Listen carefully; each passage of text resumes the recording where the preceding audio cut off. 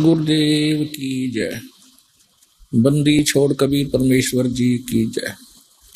बंदी छोड़ गरीबदास जी महाराज जी की जय। स्वामी राम देवानंद जी गुरु महाराज जी की जय हो।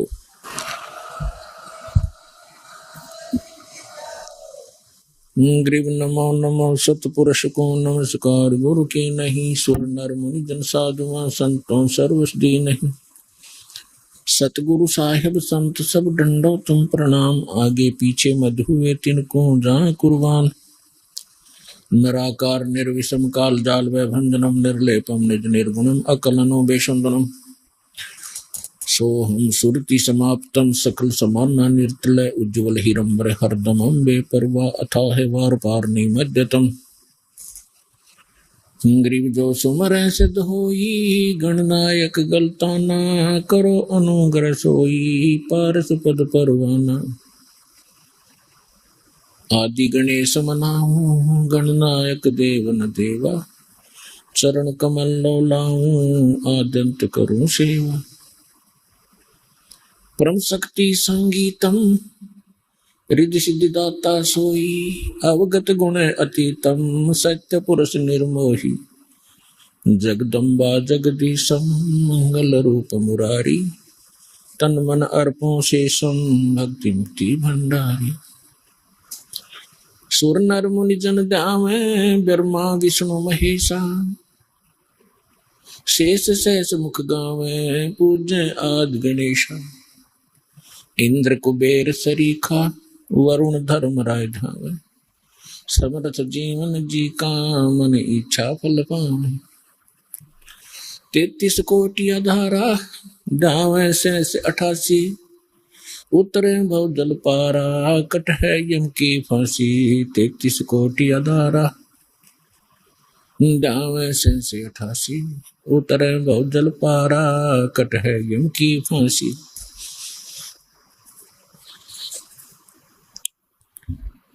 कर जोरूं विनती करूं धरूं चरण पर शीश। गुरु जी राम देवानंद जी महाराज ने दियो नाम बख्शीश। कोटि कोटि सिजदा करूं कोटि कोटि प्रणाम। चरण कमल में राखियो मैं बंदी जाम गुलाम। कुत्ता हूँ गुरुदेव का रामपाल दास का नाम। गले प्रेम की जेवड़ी जाखें चोवा जाऊं मैं। तो करो तो बावड़ू दूर दूर करो तो जाऊं। जो राखो तो ही रहूं जो देवो सो खाऊं।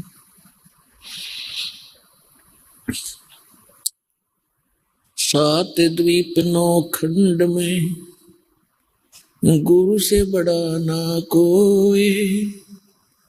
करता करे न कर सके गुरु करे सो होए। गुरु बड़े गोविंद से मन में देख विचार।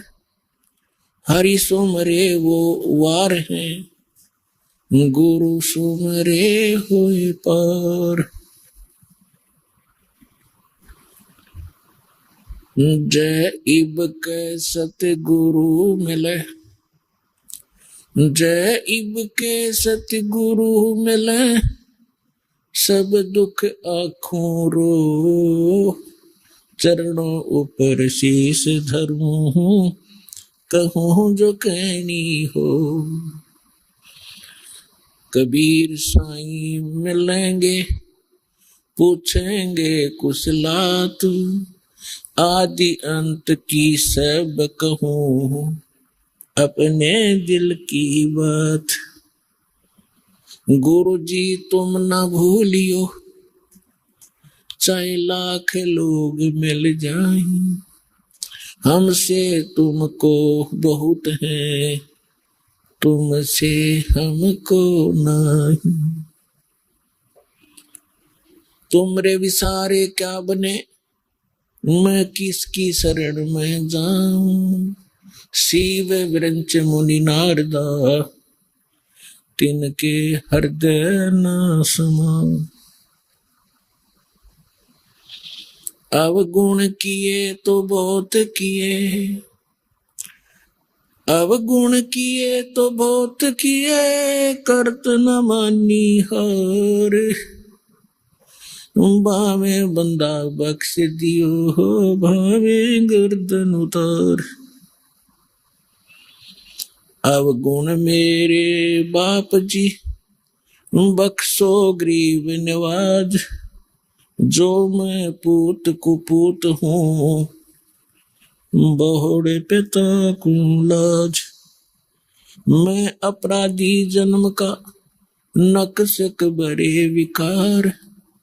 तुम दाता दुख भंजना, मेरी करो संवार। सूरत करो मम साइया, हम हैं भव जल माही। आप ही बह जाएंगे जो तुम न पकड़ोगे बाण। हे बंदी छोड़ दयाल जी, तुम तक हमारी दौड़े। जैसे कागज जहाज का, अब सूझती और न ठोरे। परम पिता परमात्मा पूर्ण ब्रह्म सर्व सृष्टि रचनहार कबीर परमेश्वर जी की असीम रजा से आप परमेश्वर की प्यारी आत्माएं सत्संग सुनने के लिए सतलोक आश्रम बरवाला जिला हिसार हरियाणा के अंदर उपस्थित हुए। और सौभाग्य उन पुण्यात्माओं का जिनको किसी भी माध्यम से परमात्मा का ये यथार्थ ज्ञान सुनने को प्राप्त होता है, किसी डीवीडी सीडी के माध्यम से, किसी पुस्तक के माध्यम से। तो पुण्यात्माओं, जब तक हम सत्संग नहीं सुनते तब तक हमें यह पता ही नहीं होता कि हम जो कर रहे हैं इसका उद्देश्य क्या है। मनुष्य जीवन जो हमें प्राप्त हुआ इसका टारगेट क्या है। सत्संग प्राप्ति से पहले हम अपने जो भी दिनचर्या को पूर्वजों से देखते हुए कर रहे थे उसी को अंतिम मान रखा था। और जहां भी हम जाते थे, किसी भी मित्र के पास, रिलेटिव नाती के पास, या घर गांव अड़ोस पड़ोस में, तो सभी से हमें माया इकट्ठी करने की ट्रेनिंग मिलती थी, उसी की शिक्षा प्राप्त होती थी, जिस कारण से हमने माया ही इकट्ठी करना एक टारगेट बना लिया था, जीवन का उद्देश्य मान लिया था। जीवन के मूल उद्देश्य से हम वंचित थे। आत्मा के अंदर एक विशेष कसक उसी दिन से बनी हुई है जिस दिन से यह भगवान से बिछुड़ी थी, सतलोक से। तब तो हम गलती कराए अपनी बालक बुद्धि के कारण, अनजानपने में, क्योंकि वहां हमें सुख गना था, कोई दुख नहीं था। वहां दुख नाम की वस्तु नहीं थी। और यहां भी एक विशेष हमारे अंदर एक अवगुण है कि जब हम सुखी होते हैं परमात्मा से कोसों दूर होते हैं, और जब हम दुखी होते हैं तो परमात्मा को याद करते हैं। तो इस आत्मा को उसी दिन से, जिस दिन से भगवान के उस सर्वसंपन्न लोक को छोड़कर यहाँ काल के इस कंगाल लोक में आई है, उसी दिन से इसको अब आभास हो गया है, एहसास हो रहा है कि कोई और सुख सथल है और कोई ऐसी शक्ति है जो हमें यहां भी सुख दे सकती है, और एक मोक्ष शब्द भी हमने सुन रखा है सदग्रंथों से और इन काल के भेजे हुए दूत संतों से, और मोक्ष भी वो दे सकता है। तो जो हम अपने मनुष्य जीवन का उद्देश्य लेकर जी रहे थे सत्संग सुनने से पहले, उसके साथ साथ आत्मा भी अपना काम अवश्य कर रही थी, वो रुक नहीं रही थी। कोई ना कोई भक्ति साधना वो कर रही थी परमात्मा के लिए। चाहे कोई परंपरागत कोई व्रत रख रहा था, देखा देखी, कोई भगवान शिव को पूज रहा था, तो कोई भगवान विष्णु को, कोई भगवान राम और श्री कृष्ण को, या कोई देवी देवताओं मंदिर मूर्ति अवश्य पूजा कर रहा था।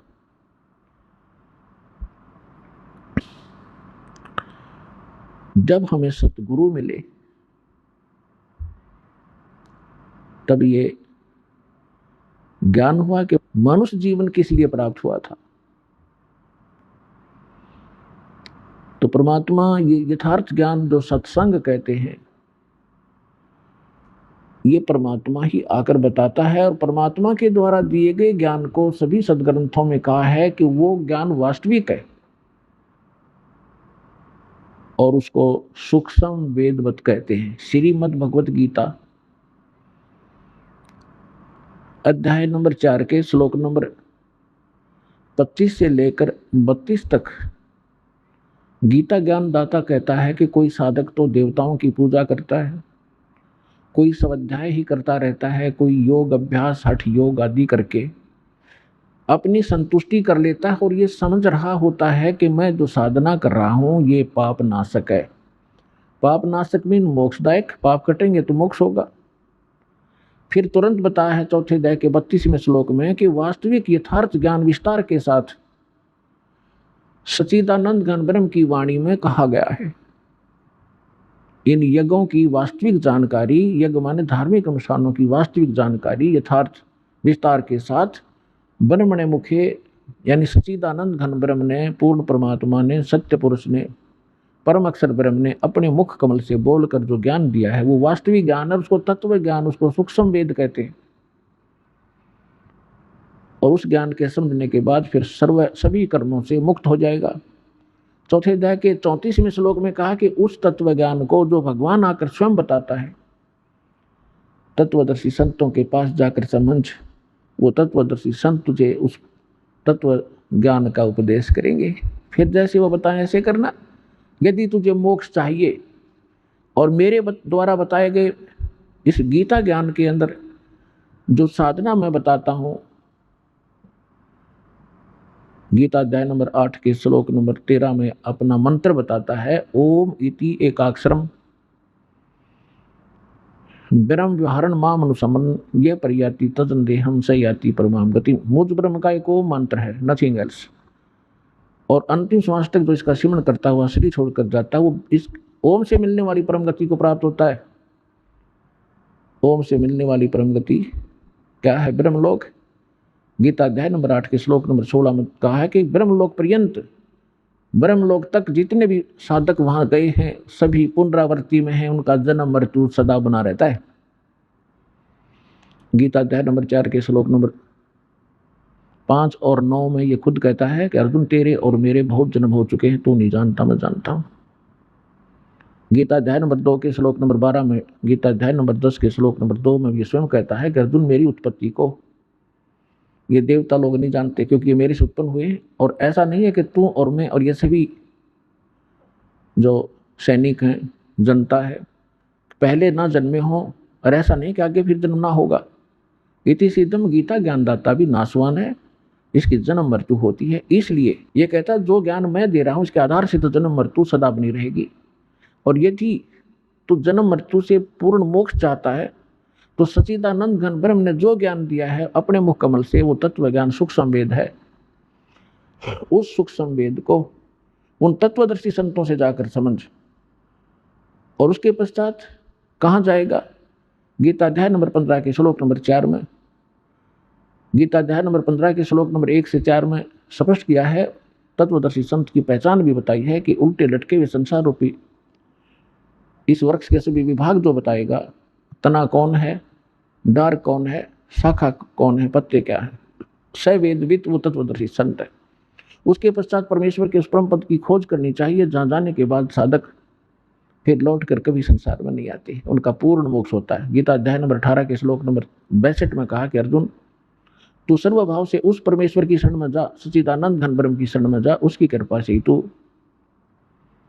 परम शांति को और सनातन परम धाम को प्राप्त होगा, जहां जाने के बाद फिर लौटकर कभी संसार में जन्म मृत्यु में नहीं आएगा।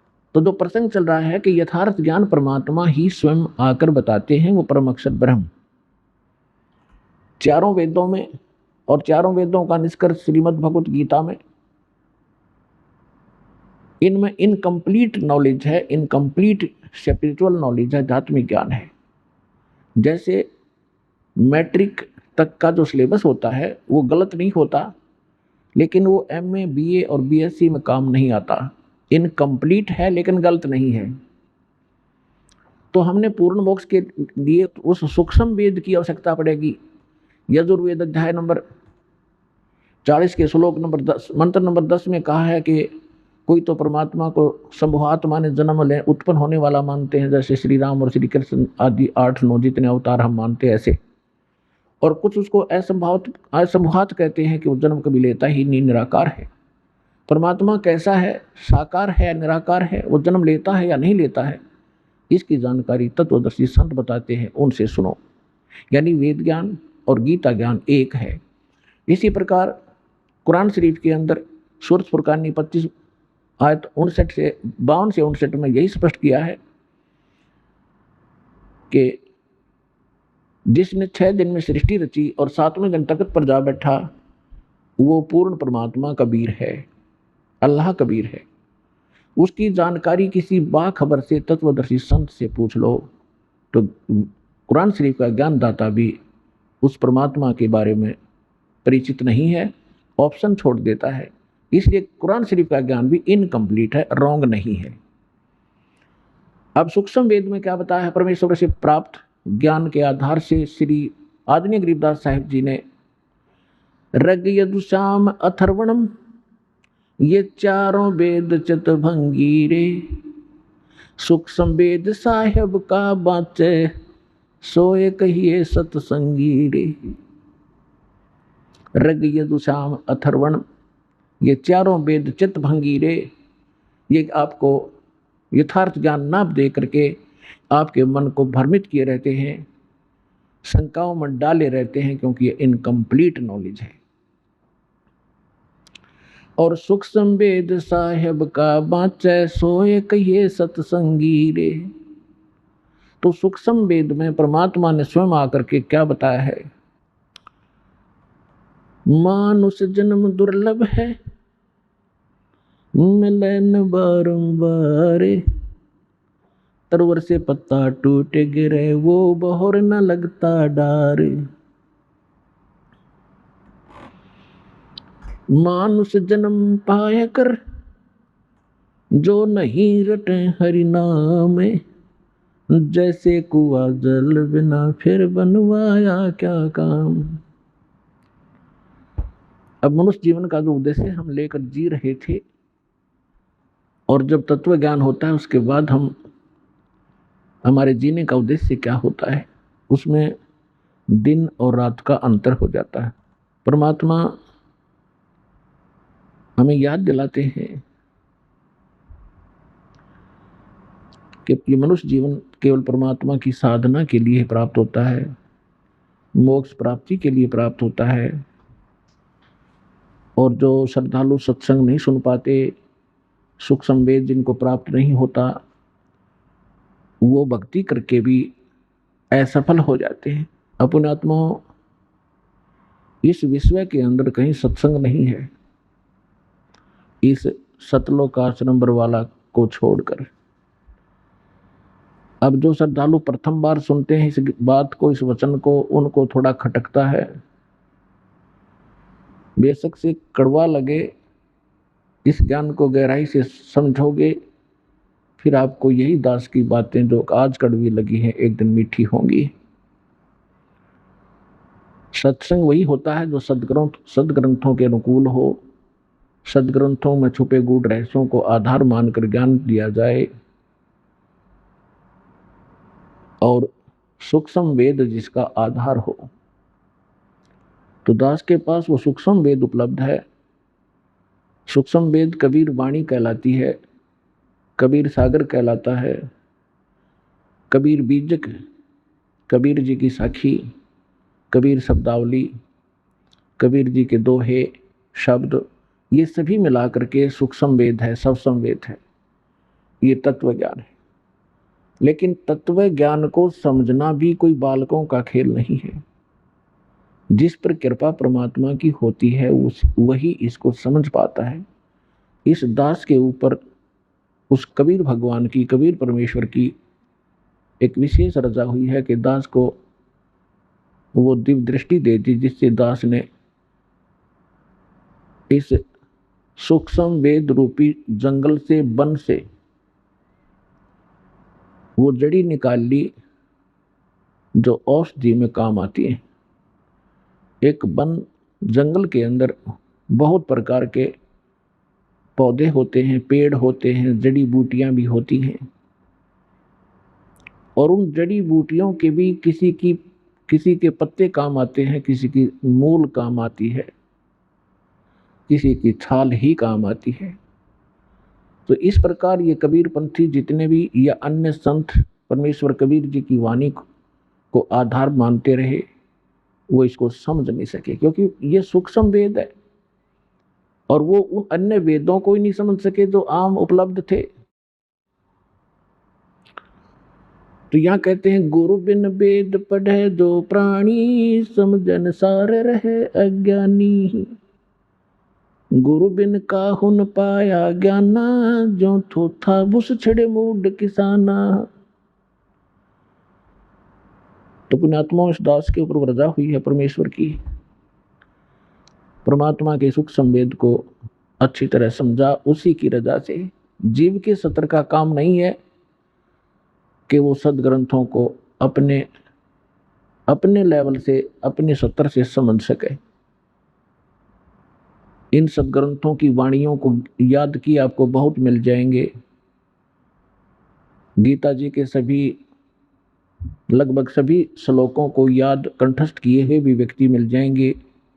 कबीर साहब की वाणी को भी बहुत से घोटे आपको मिल जाएंगे कंठस्थ याद किए। गरीबदास जी की वाणी को, दादू साहब जी की वाणी को, नानक साहब जी की वाणी को, गीसा दास जी की वाणी को। तो वो वाणी घोट लेने मात्र से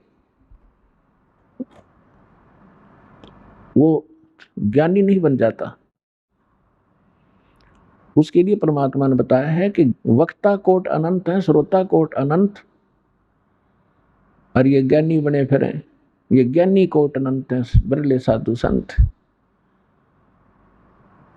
तो पुण्यात्मा, आपका एक विशेष सौभाग्य है आपका, जो आपको ये ज्ञान मिला और आपको ये अच्छा लगा, आपको सुहा गया ये ज्ञान। प्रथम बार जब व्यक्ति इस ज्ञान को सुनता है, उसका पारा जो है 100 के ऊपर जाता है, क्योंकि हमने ये ज्ञान कभी सुना ही नहीं था। ज्ञान यही था, हमने अज्ञान सुन रखा था। तो जब से इस दास ने इस मार्ग का, परमात्मा की रजा से मार्ग दर्शन शुरू किया है, उसी दिन से संघर्ष का सामना करना पड़ रहा है। लेकिन दास को विश्वास था कि एक दिन सफल होंगे, क्योंकि ये सत्य है। सत्य के सामने असत्य घनी देर नहीं टिका करती। थोड़ी सी देर तो बवाल मचा सकती है असत्य, लेकिन उसका पैर नहीं होते, वो बेसलेस होता है। आज आपके समक्ष वो सामने सत्य हो रहा है। सन 1994 से आज 2013 तक आप देख लीजिए, 19 वर्ष हो गए, लगभग 18-19 वर्ष। और इतने संघर्ष के बाद आज हम ऐसे ऊपर हुए हैं, क्योंकि इसका कारण ये रहा कि आज परमात्मा ने सबसे पहले अपने बच्चों को शिक्षित किया। बहन बेटी बुजुर्ग लगभग भारत के अंदर सब अक्षर ज्ञान युक्त है। और फिर सदग्रंथों को समझने के लिए एक तो अपने आप पढ़ कर याद करके और फिर वैसे वचन शब्द श्लोक बोल करके सुनाता है, तो उसको भ्रमित कर सकता है कोई अन्य व्यक्ति कि नहीं, इसका ये ऐसा नहीं है, झूठ बोल रहा है। तो परमात्मा ने ऐसी रजा बख्शी, प्रोजेक्टर जैसे ऐसे उपकरण बनवा दिए, टीवी बना दिया, चैनल, ताकि आप इन सदग्रंथों के अंदर की सच्चाई को आंखों देखें। और यही हमें परिणाम मिला है, अच्छा परिणाम मिला है कि आप जी अब दृढ़ हो गए, आपको कोई डगमग नहीं कर सकता चाहे कितनी बात बना ले। तो इसलिए सत्संग अनिवार्य है, और सत्संग ना मिलने से हम ऐसे भटकते रहे। और ये जो इंस्ट्रूमेंट बनाए गए हैं आज, ये सन 2000 के बाद बने हैं। ये जितने भी टीवी चैनल हैं, सीडी, प्रोजेक्टर आदि, ये टीवी के अंदर हम दिखा रहे हैं आपको, तो परमात्मा ने ही ये ऐसा नॉलेज ज्ञान दिया है जीव को। ये जीव के सत्र का बनाना नहीं है ये उपकरण, इंटरनेट वगैरह बना लेना, ये गॉड गिवन माइंड है मनुष्य को।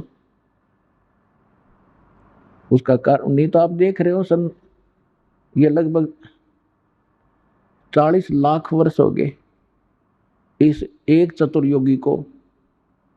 और आप देख लो पिछला इतिहास, पिछली सभ्यताओं को हम पढ़ते आए थे, वो कैसे बर्तन रखते थे, कैसे उनके उपकरण होते थे, कैसे वो रहते थे, कैसे कपड़े पहनते थे, उस्त्रे भी ना होते थे उनके पास।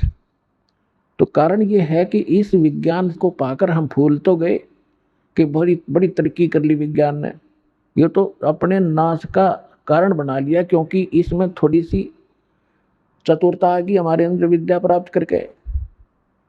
और चतुरता हमें भगवान से दूर करती है, अभिमान पैदा करती है। छोटी बड़ी पोस्ट बना के हम अभिमानी बन गए, और भगवान के मार्ग में अभिमान सबसे बड़ा दुश्मन है, शत्रु है। परमात्मा को मालूम था कि एक बार इसमें अवगुण तो उपजेंगे इस शिक्षा से, लेकिन मेरे ज्ञान से वो अवगुण सब नाश हो जाएंगे, और अपने बच्चों को फिर से मैं पुनर्सेट कर लूंगा इस ज्ञान के आधार से। इसलिए सबसे पहले आपको शिक्षा दी। अब 50-40 वर्ष से 30 वर्ष 40 वर्ष से पहले दास को खूब पता है कितने शिक्षित थे भारत में, कोई शिक्षा की तरफ ध्यान ही नहीं देता था। अब परमात्मा ने प्रेरणा की, भले ही इन्होंने उद्देश्य रोजी रोटी रोजगार ही और माया जोड़ना ही उद्देश्य रखा है, लेकिन पढ़े जरूर। और उस पढ़ाई का अब आपको लाभ मिल रहा है, ये याद रखना। और कुछ दिन में आपकी ये कंसेप्ट क्लियर हो जाएगा जब आप इस बात से परिचित होंगे। परमात्मा के इस मिशन से परिचित होने के उपरांत इस शिक्षा का कार्य केवल रोजी रोटी नहीं है, हमने उद्देश्य रोजी रोटी बनाकर ये ग्रहण की, जैसे भी की परमात्मा की दया ही हुई है। अब इसका सदुपयोग होगा परमात्मा पाने के लिए, मोक्ष कराने के लिए। तो परमात्मा ने आके बताया है कि आप इस लोक में किस लिए जी रहे हो, किस लिए रह रहे हो। क्या बताते हैं भगवान?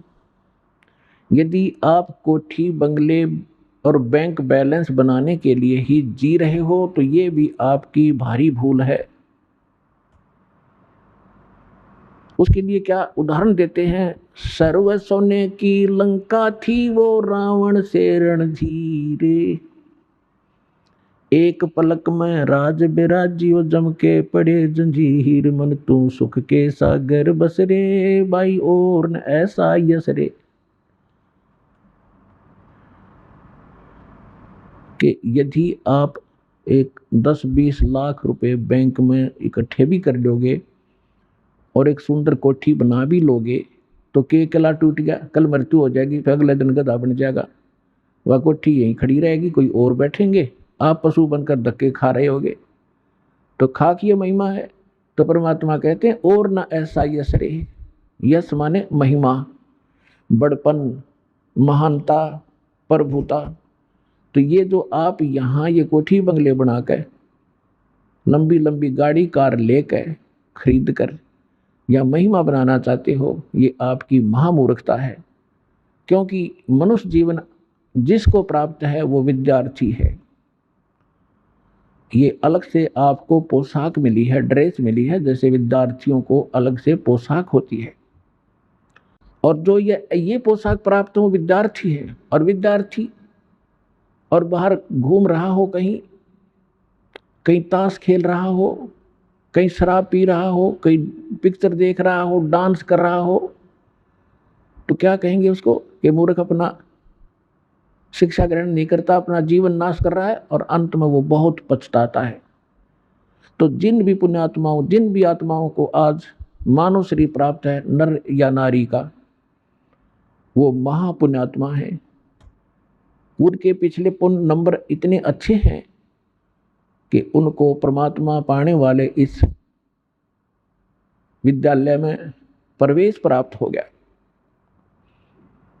और विद्यार्थी अपने शिक्षा काल में और बकवाद करता है, अंडरस्टूड है, वो क्या लेकर जाएगा, क्या खटेगा, वहां से अपना जीवन नाश करेगा। पुण्यात्माओं, आप इस मनुष्य जीवन को और इस परमात्मा के ज्ञान को सहज में मत लेना।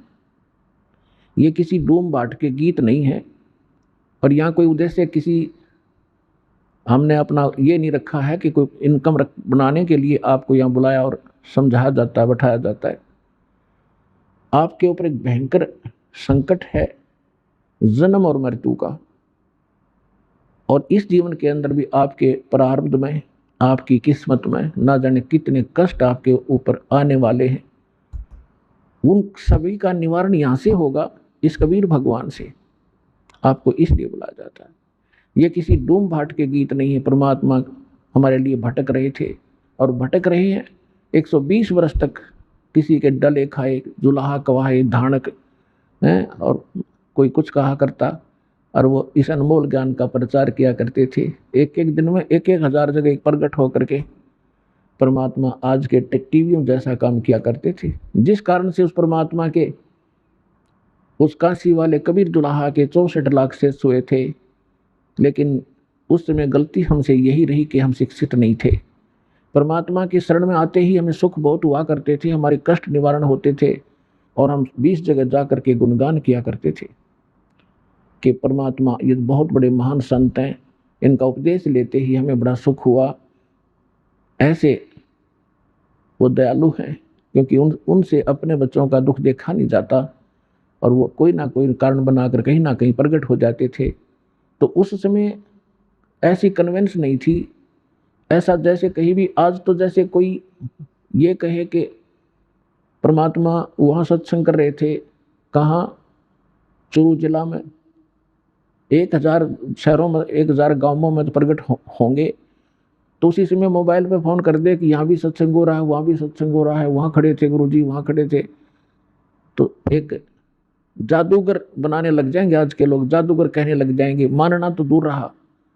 तो इसलिए परमात्मा ने टेलीविज़न बनाए, ताकि एक जगह मेरा दास मेरी महिमा गावेगा और करोड़ों जगह जा करके वो ज्ञान सुनावेगा, टीवियों के माध्यम से सबको पता लग जाएगा। तो उस समय परमात्मा आए थे, हमारे लिए भटक रहे थे, हम दुखी थे, हमें सुखी किया। प्रथम मंत्र देकर हमें इतना धनी बना दिया कि अभी तक आप मनुष्य जीवन प्राप्त करते हुए आ रहे हो, सन 1398 से आज तक। और मनुष्य का जीवन 2 प्रकार से प्राप्त होता है। एक तो टर्न वाइज होता है, जो 83 लाख योनियों का दुख भोग कर उसको एक मनुष्य जीवन तो मिलता ही मिलता है। और दूसरी प्रकार का ये होता है, जैसा कि पिछले जन्मांतरों के शुभ संस्कारों से लगातार 10, 20, 50 जन्म भी मनुष्य के हो जाते हैं। और यदि उन मनुष्य जीवन में कोई संत और सतगुरु नहीं मिले, तो फिर वो प्राणी 84 लाख योनियों के उस कष्ट में चला जाता है, उस चक्कर में गिर जाता है। तो आपके ऊपर 600 वर्ष पहले परमात्मा मेहर कर गए थे, आप वही आत्माएं हैं। देखो कौन कहाँ से आ रहा है। हरियाणा हमारे सबसे निकट है, इसके अंदर हम रह रहे हैं। यहाँ के लोग कितने आ रहे हैं और बाहर से कितने बच्चे आ रहे हैं परमात्मा के। तो जहाँ जहाँ भी वो पुण्यात्मा जो 64 लाख सन 1398 से सन 1518 तक परमात्मा के संपर्क में आए, उनको आशीर्वाद प्राप्त हुआ, तो वो बैटरी चार्ज कर गए आपकी। तो वही बैटरी चार्ज आज तक काम कर रही है कि आपके अंदर परमात्मा की तड़प भी है। आप रह नहीं सकते भगवान के बिना। कोई कुछ साधना कर रहा था, कोई किसी संत के फंसा हुआ था, कोई कहीं गया हुआ था। तो वही बच्चे जो जहाँ भी जन्मे वो तो पहले आएंगे ही आएंगे, 64 लाख तो आने ही आने हैं। उसके बाद अब परमात्मा का आदेश है, वचन है कि जितने भी जीव हैं और जिनको मानव शरीर प्राप्त होता रहेगा वो इस तत्व ज्ञान से और सत नाम से परिचित होकर के ज्ञान प्राप्त करके नाम लेकर के वो सभी मुक्त होंगे। अब वो फिक्स समय जो था वो आया हुआ है।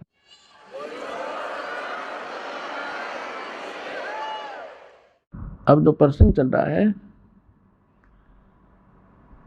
कि आप विद्यार्थी हैं सभी, और विद्यार्थी भी कई दो सत्र के होते हैं। एक तो थोड़े से ज्ञान में टीचर की बात को समझकर बहुत अच्छी तरह अपना काम कार्य प्रारंभ कर देते हैं। कुछ विद्यार्थी ऐसे होते हैं जिसको कुछ अधिक मेहनत की आवश्यकता होती है। तो इसी प्रकार जिनको 84 लाख योनियों में से निकल कर जो आए हैं वो भी बार बार सत्संग सुनने से अवश्य उनके अंदर ये भक्ति बीज प्रवेश होगा, वो भी स्टार्ट हो जाएंगे। तो पुण्यात्माओं, जो विद्यार्थी विद्या काल के अंदर शिक्षा समय में अपना प्रतिदिन का जो क्लास वर्क होता है या होमवर्क होता है वो नहीं करता है तो फिर वो आगे जाके फेल हो जाता है, और फेल होने के बाद फिर वो आगे चल के जो उसके जीवन में संकट उसके ऊपर आते हैं वो असहनीय होते हैं। ये दास जूनियर इंजीनियर की पोस्ट पे हरियाणा सरकार के अंदर कार्यरत था। वहाँ हमारा भी कार्य हो रहा था नहर का, और साथ में रोड भी बन रहा था। सड़क के ऊपर कुछ मजदूर काम कर रहे थे और उनका एक्सीडेंट आ गया अपनी जीप में बैठ के इंस्पेक्शन के लिए। उसके चले जाने के बाद एक व्यक्ति वहाँ खड़ा हुआ कह रहा था, जो मजदूर था, कि ये जो एक्सीडेंट है इसका ये नाम है, ये उस गांव का रहने वाला है और ये मेरा सहपाठी था। हम इतने समय तक इकट्ठे पढ़े थे। मेरे कर्म फूट गए, मेरे भाग फूट गए, मैं आगे पढ़ा नहीं, मैंने बकवाद करी और ये शिक्षा प्राप्त करके आज एक्सीडेंट बन गया, गाड़ी में चलता है और मेरे बच्चे भी यहाँ रेत में पड़े हुए हैं। तो यहाँ परमात्मा कहते हैं, आज 6 दिन पीछे गए, गुरु से किया ना हेत, अब पछतावा क्या करे, यह चिड़िया चुगी खेत।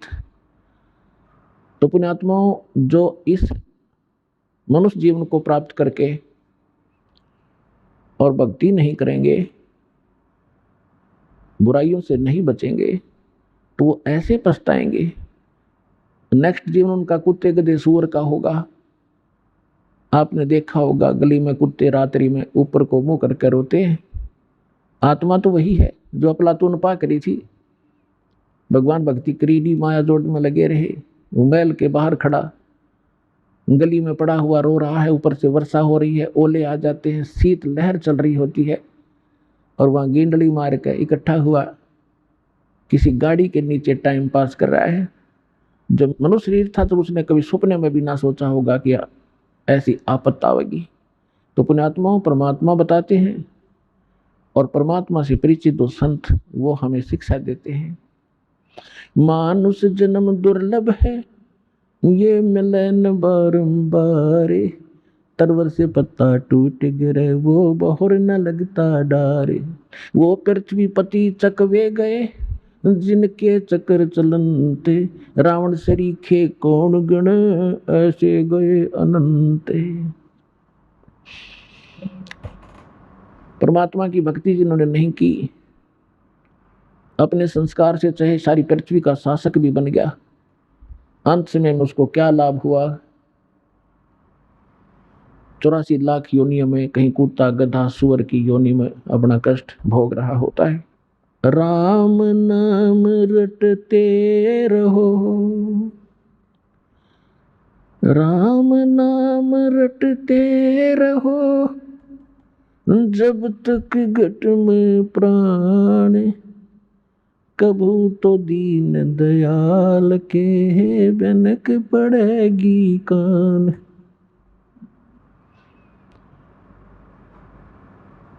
राम रटत कन्या भली, साकट भलो न पूते, छेरी के गल में गलथना, जिसमें दूध न मूत।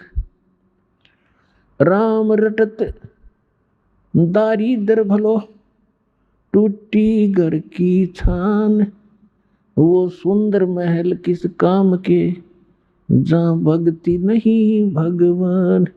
राम रटत कोड़ी भलो चू चू पड़े जो चाम, वो सुंदर शरीर किस काम का, जा मुख नाही नाम। जिव्या तो आए भली जो रटे हरि नाम, नहीं तो काट के फेंक दियो ये मुख में बलो न चाम। परमपिता परमात्मा स्वयं आकर के अपनी प्यारी आत्माओं को यथार्थ मार्गदर्शन करते हैं, सही दिशा देते हैं। उनके द्वारा दिए गए ज्ञान को सूक्ष्म वेद कहते हैं।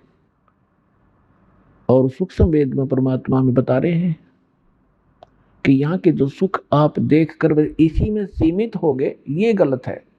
ठीक है, संस्कार वश आपके परिवार है, आप परिवार पोषण के लिए भी कार्य करते रहो, लेकिन भगवान के इस नाम को, इस भक्ति को, इसको साथ रखो। ये आपके इस संस्कारों को सुलझाने में आपको बहुत मदद करेगी। जैसे पहले हाथ से आटा पीसते थे, हाथ से पशुओं का चारा काटते थे, हाथ से पंखा करते रहते थे हवा प्राप्त करने के लिए, और भी बहुत से साधन जो, तो अब वही कार्य पावर से होते हैं, जो उसका कनेक्शन ले लेते हैं बिजली से। अब वो कितने आसान हो गए, 1 घंटे में मनमाना 2 टोकरे सानी नहीं, वो चारा नहीं कटे आदमी पर, जो बढ़िया मशीन आ गई थी वो हाथ से चलाने वाली, और 1 घंटे में ढेर से ढेर लगा दे, बिजली का कनेक्शन मिल जाए, पावर से वो काम कट कट कट कट ढेर लगा देता है। इसी प्रकार हाथ से पीसने से 2 घंटे में 2 किलो आटा नहीं पूरा होता था, और 2 घंटे में भर दे 2 बोरी, आज चाकी पावर से चलने वाली। तो कहने का भाव ये है कि आप जी जो कार्य कर रहे थे वो आपका केवल संस्कार मिल रहा था आपको। अब परमात्मा की पावर आपके साथ होगी तो फिर पावर से काम होंगे आपके, कबीर भगवान वाली शक्ति है, फिर देखना कितने आसान हो जाएंगे। तो हमें ये साथ रखना था, लेकिन हमने साथ रखा, लेकिन वो कनेक्शन ठीक नहीं था, वो पावर पूरी नहीं थी जो हमारे काम कर सके थी। जैसे हमने देवताओं की पूजा करते थे तो उनकी आप बैटरी कुछ सीमित सीमा की होती थी, और उनसे हमारे सब काम नहीं हो पाए थे। और उन्होंने भी एक नियम बना रखा है कि जो जैसे कर्म करेगा उतना ही फल मिलेगा। किसी के प्रारब्ध में कोई भी दुख है तो वो देवता, यहाँ तक कि ब्रह्म तक, और जो परब्रह्म जिसको कहते हैं अक्षर पुरुष तक, ये आपके प्रारब्ध में, आपके किस्मत में पूर्व निर्धारित जो संस्कार हैं उनमें कोई परिवर्तन नहीं कर सकते। मासा घटे न तिल बधे, विद न लिखे जो लेख, सच्चा सतगुरु मेट कर ऊपर मारे मेख। तो पुण्यात्माओं, जब पूर्ण परमात्मा का नुमाइंदा, उसका कृपा पात्र संत या स्वयं मालिक आते हैं, 600 वर्ष पहले स्वयं परमात्मा आए थे, और उसमें कोई ऐसा प्रचार प्रसार का साधन नहीं था जैसा आजकल उपलब्ध है। आज तो कोई भी लल्लू पंजू जिसको मीडिया में टाइम मिल जाता है, टीवी के ऊपर बोलने का समय, वो 1 लाख 2 लाख न मूर्ख बना ले, क्योंकि जिज्ञासु उसको संत जानकर उसके पीछे लग लेते हैं। और उस समय 64 लाख शेष परमात्मा के हुए थे, वो कोई ज्ञान से नहीं। ज्ञान तो परमात्मा की वाणी बोलते ही थे जो आत्मा को खींचती है, लेकिन उनको सुख दिए थे, वो दुखी देख नहीं सकता अपनी प्यारी आत्माओं का, वो परमात्मा है, दयालु है। तो वो क्या बताते हैं, तो उसके लिए बताया है कि मासा घटे न तिल बधे, विद ना लिखे जो लेख, और सच्चा सतगुरु मेट कर ऊपर मारे मेख। अब सच्चा सतगुरु कहा है गरीबदास जी ने कि जैसे गुरु, वैसे गुरु शब्द पर्याप्त है। गुरु का अर्थ होता है मार्गदर्शक, लेकिन ये नकली गुरु हो गए, इसलिए सतगुरु कहा। अब कलयुग में ये सतगुरु भी नरे हो गए, जैसे राधा स्वामी, धन सतगुरु, ये सारे अपने आप को सतगुरु बोले हैं, और कक का पता नहीं है भी अध्यात्म मार्ग का। तो इसलिए सच्चा सतगुरु कहा। इस काल ने उलझाने में कसर नहीं छोड़ रखी अध्यात्म ज्ञान को। कबीर साहब कहते 9 मन सूत उड़ जिया, ये ऋषि रहे जखमार, और सतगुरु ऐसा सुलझा दे, उड़ जाना दूसरी बार। तो ये वैसा सुलझा दिया पुण्यात्माओं, इस कलयुग में यो अध्यात्म ज्ञान नहीं उलझेगा, चाहे कोई सर पटक लियो, भक्ति करियो चाहे ना करियो, वो अलग बात। अब क्या कहते हैं कि मासा घटे ना तिल बधे, किसी भी साधना से आपके प्रारब्ध के अंदर, आपकी किस्मत में जो लिखे हुए आपके संस्कार हैं, जो आपके ऊपर कष्ट आने हैं, मृत्यु होनी है, वो बदल नहीं सकते।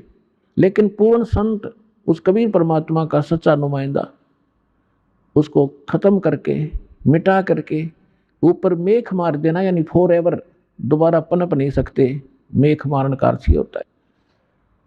अब आपको उस परम पिता परमात्मा कबीर जी से प्राप्त इस सत भक्ति से जो लाभ हुए हैं, कुछ पुण्यात्माओं का अनुभव आपके सामने रूबरू करते, वो सुनिएगा।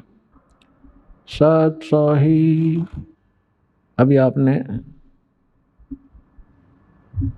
परमात्मा से प्राप्त राहत उन श्रद्धालुओं के मुख कमल से सुनी। पुण्यात्माओं, आप भी अध्यात्म मार्ग के अंदर बिल्कुल बच्चे हो, जिसमें आप इस ज्ञान से परिपूर्ण हो जाओगे, उसमें आपको जो भी आप कोठी, बंगले, कार, बैंक बैलेंस और यहाँ की जो संपत्ति एकत्रित करने में जो समय व्यर्थ करते हो, ये ऐसा लगेगा जैसे बालक, छोटे छोटे बच्चे खिलौनों से खेला करते हैं। जिस प्रकार परमात्मा अपनी वाणी में कहते हैं, होले सुहागण सुरता त्यारे, मालिक घर जाना है तू तो। होले सुहागण सुरता त्यारे, मालिक घर जाना है। नाले धोले ओढ़ पैर लेकर 16 सिंगार, नाले धोले ओढ़ पैर लेकर 16 सिंगार। आज नहीं तय तड़के परसों, आवेंगे तेरे लड़ियार। मालिक घर जाना है तू तो, होले सुहागण सुरता त्यारे, मालिक घर जाना है। तेरे साथ किए कितनी जाली, तू क्यों लारी वारे। तेरे साथ की कितनी जाली, तू क्यों लारी वारी। ये गुड़िया खेलत जन्म गंवाया, लाया है नहीं बेचारे। मालिक घर जाना है तू तो, होले सुहागण सुरता त्यारे। मालिक घर जाना है तू तो, होले सुहागण सुरता त्यारे। सतगुरु हमारे बानिया है करते बनज व्यवहार। सतगुरु हमारे बानिया है करते बनज व्यवहार। बिन डांडी बिन पालड़े है, तोले दिया संसार। मालिक घर जाना है तू तो, होले सुहागण सुरता त्यारे। मालिक घर जाना है। परमात्मा आत्मा को जगा रहे हैं कि सुहागन आत्मा वो होती है जिसका विवाह हो जाता है, नाता जुड़ जाता है, जिसकी सगाई हो जाती है, मंगनी हो जाती है। और जिनका रिश्ता हो जाता है, मंगनी हो जाती है, सगाई हो जाती है, वही अपने पति के घर जाती है। और जब तक लड़की कुंवारी है वो पति के घर नहीं जा सकती। तो कहने का भाव ये है कि जिनको उपदेश प्राप्त हो गया है वो सुहागन आत्मा होगी, परमात्मा से जुड़ गए वो। अब अपने जैसे यहाँ रिवाज बनी हुई थी उसी आधार से परमात्मा ने ज्ञान दिया है कि जो लड़की अधिक दहेज लेकर जाती थी तो सास ससुर को अच्छी लगती थी। यहाँ की वैसे रीति ये गलत है, लेकिन फिर भी उसके आधार से ज्ञान समझाने के लिए परमात्मा ने बताया है। तो इसी प्रकार परमात्मा कहते हैं कि नाले धोले ओढ़ पैर लेकर 16 सिंगार।